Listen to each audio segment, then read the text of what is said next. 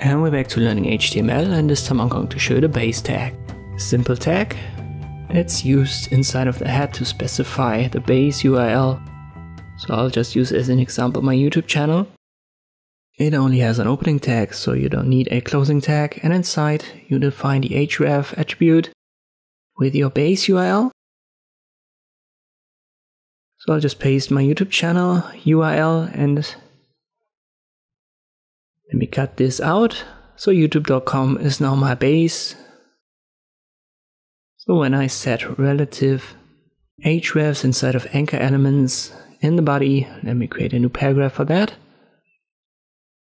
I don't have to type in all of this HTTPS and then youtube.com, because this will be the base of every link that doesn't have a specific base.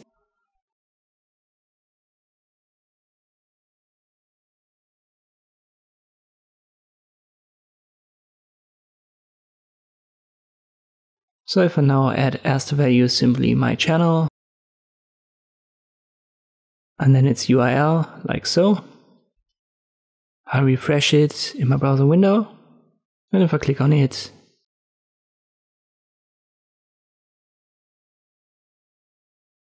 you can see I'm redirected to my YouTube channel.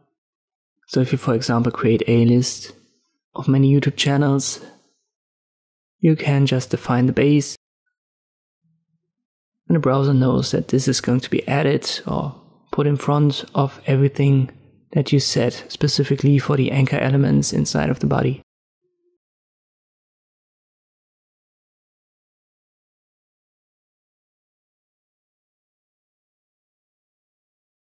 It saves you a little bit of time here and there.